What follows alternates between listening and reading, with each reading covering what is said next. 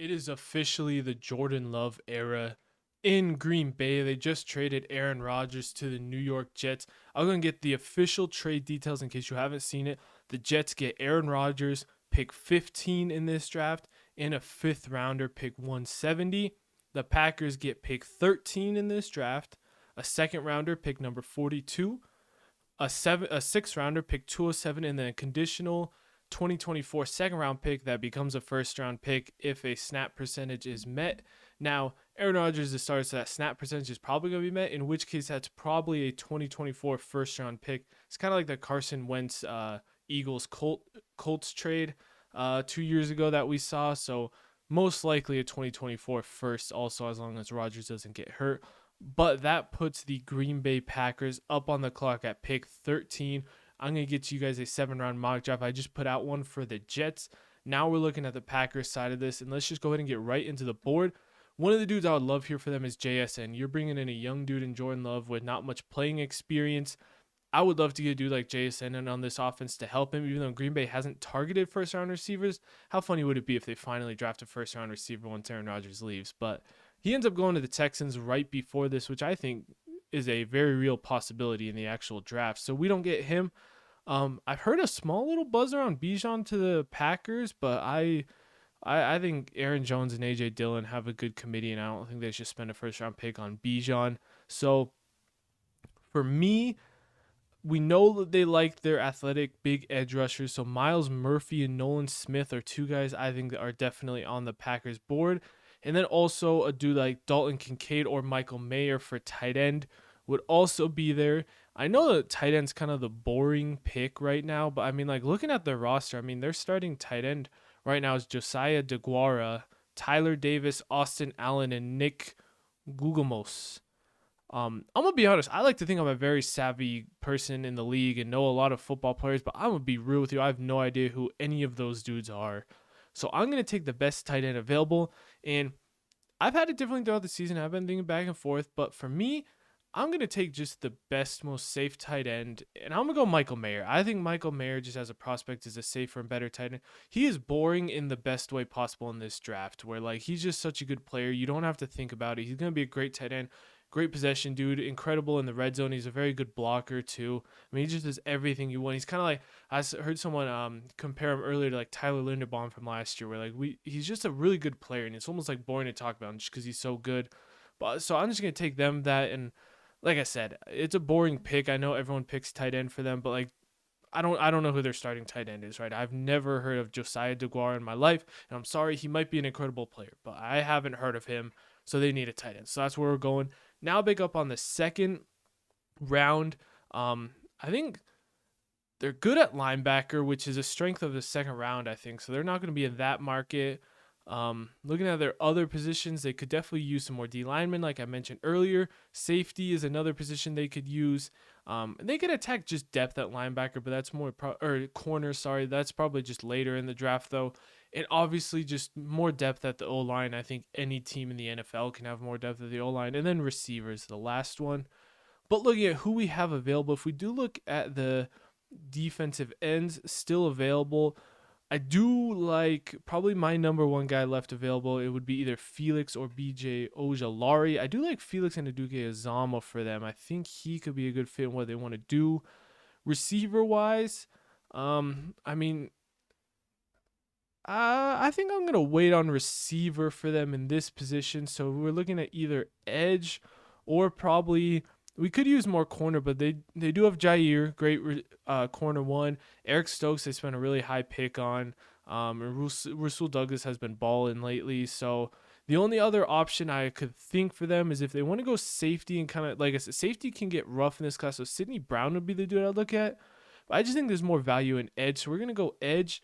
And like I said, for me, it's probably between I don't know if Adetomiwa Adibare really fits what they want to do. So I'm going to go with either Felix or BJ Ojolari for me.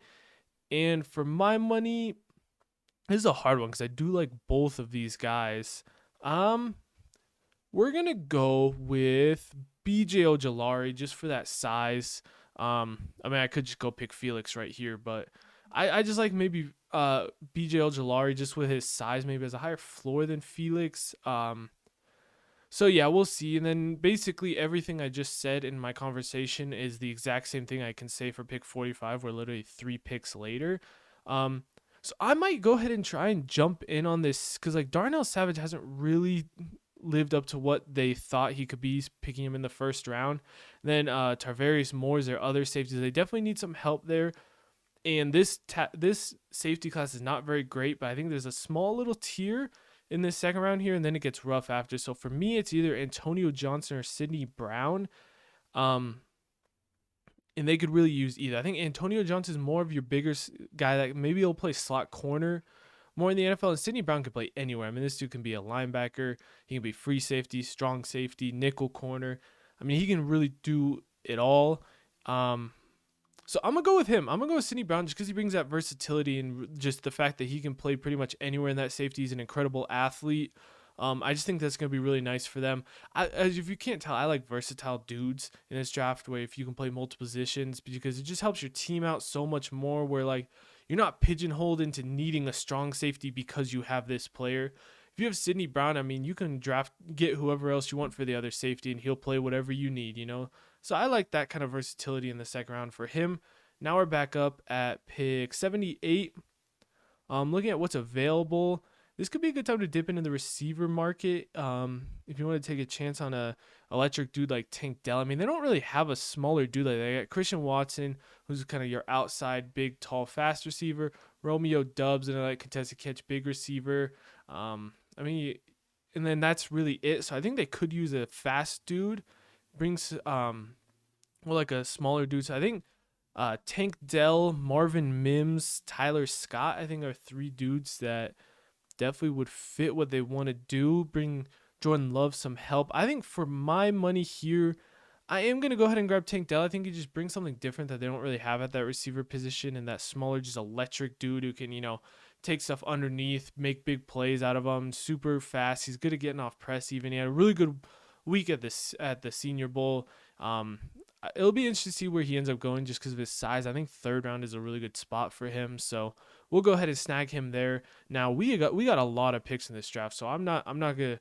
I need to get going on this because I just looked at how many picks left, and we still got 7 picks, and we're in the 4th round already. So they got a lot of backup picks from that. So I've kind of went over the positions I want to attack, and now I just want to start getting more value. I do think quarterback is a position they could look at because their backup quarterback right now is Danny Etling. I don't know who that is, so I'm gonna be honest. So backup quarterback is something that they could definitely use. I do love DTR. I have him personally above Tanner McKee in my. Let's go ahead and do it. We're gonna go ahead and snag DTR, get a backup quarterback. I've talked plenty on DTR. Go check out my quarterback rankings or my offensive gems videos if you want to hear more about DTR. But he's my favorite. Like, other than your top 5 dudes breaking it at like Hendon Hooker, he's my favorite like developmental quarterback in this class. Now pick 149. Looking at what we could take, they could definitely use some bigger interior dudes because like right now they got Devontae Wyatt last year as kind of like your 3 tech, and then they have TJ Slayton's listed as their nose tackle, and then Kenny Clark's he's listed as a DN, but he's kind of like another just D tackle. So like we're looking at either big edges or D tackles. I know Mike Morris is a kind of big edge that fits that role. Looking at like other interior dudes, Keandre Coburn, I do like. Maybe not here though. You know what? I'm gonna go with another one of my guys here. This might be a little bit of an overdraft, but like, hey, you gotta drive your dudes. My dude is Deshaun Johnson from Toledo. Dude balled at the Shrine Bowl. Another dude who smaller interior that could kind of play anywhere like from a 4-eye inside the tackle to really anywhere, probably to like a 2-eye. You want him somewhere around the guard or tackle like that, and that's kind of the defense they run. You need those versatile interior dudes. I think he can bring that. Deshaun Johnson is just an electric dude on the interior. Moving on to pick 207. Looking at what we want to add. I mean, they could, like I said, attacking just edge in D-line help is always good. O-line help is really important too. You just always need good depth on O-line because so many O-linemen just get injured so much. Looking at who's available, Antonio Mafi's a dude they could look at. Any tackles still available on the board that I like? Maybe McClendon Curtis. I do like John Ajuku as like a late dude, maybe like seventh rounder. So maybe we look somewhere else for now, and then we can attack that position later on in the draft. There's just not. I'll be honest. I don't do much research on like late interior offensive linemen, so I can't say I know a lot about that position. But um, if we want to attack corner depth here, if you see my channel, you know Terrell Smith is one of my favorite late round dudes. But I think they finally updated their website where he's not such a late round pick. But for me, looking at this pick, if we want to just go based on like best player available, um, I might best player available. I'm gonna go Antonio Mafi just because I'm depth on that O line. UCLA big guard. Um, like I said, O line just gets hurt so much. That's why so many teams draft these day 2, day 3 linemen because you need as much depth as possible. That's why we'll go ahead and get that for them. Now looking up, we're just gonna keep looking, kind of through best players available. I don't think they really need a backup running back, even though I've seen a lot of value here. Just with Aaron Jones and AJ Dillon, I mean, you're drafting a running back, they're not gonna get much work. Um, but so I probably don't think they really need to attack that. Um, but for this pick, I'm gonna attack edge again because, like I said, you can never have too many edge rushers. I get one of my favorite developmental dudes, BJ Thompson. I mean, dude, just long, athletic guy from Stephen F. Austin. He's a dude that he could be a really good special teamer too, and special teamers like really important on like day 3. I think BJ Thompson would be a really good special teamer at the minimum, and then you just keep building up his pass rush moves. He's got a great frame to be a really good defensive end. You just got to kind of put it together more so he can start on special teams. He's going to make the roster as at least a special teamer as a 7th round pick, and then he can work in that pass rush moves, and hopefully one day he becomes a good pass rusher. But at worst case, you get probably a really good special teamer in round 7, and that's what NFL teams look at. Is they want special teamers. So looking at linebacker, we can get here probably a good depth linebacker and special teamer. Like I said, special teamer is very important. And for me, out of these guys left, I like Drake Thomas. I think he has good instincts. He's not like the most athletic dude, but he had a really good week at the Shrine Bowl. And just if you're looking at, like I said, this is a weaker linebacker class. There's a really good like option of dudes on day 2. But like once you get into day 3, I think it's pretty weak. So Drake Thomas is just another depth dude to fill out, another linebacker I like to maybe take a chance on. Back here at pick 242, I'm just looking to see if there's any other positions that maybe I want to target. Some of these mock drafts, they're hard when you have so many picks to like, and I'm trying not to like repeat dudes from draft to draft that I just take every time.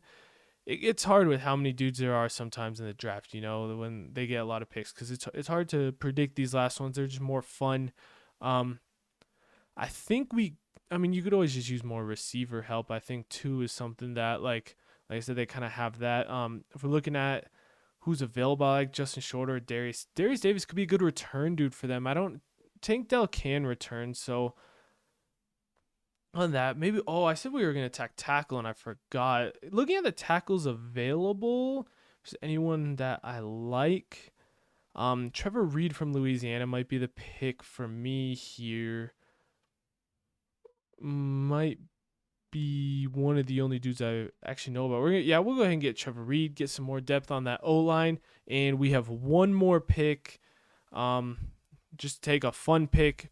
Whoever we want, probably one of the most fun players available left is probably who I'm just gonna go with here. Someone with some high upside. We'll go ahead. A dude I haven't actually. I'm just gonna take. I haven't talked about this dude a lot, but like he's a very interesting dude. We got Derek Parrish from Houston. He's a really, really good athlete who played like offense he played offense and defense some. Really just weird build dude, but like he really is like a good pass rusher too.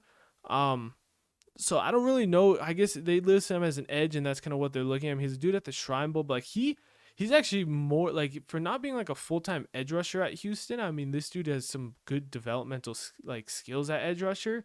But you're just betting on a really good athlete, and like I said, another dude who could play special teams early on. So this is my humongous haul for the Packers. They have so many picks now after that trade to help rebuild this roster post Rodgers.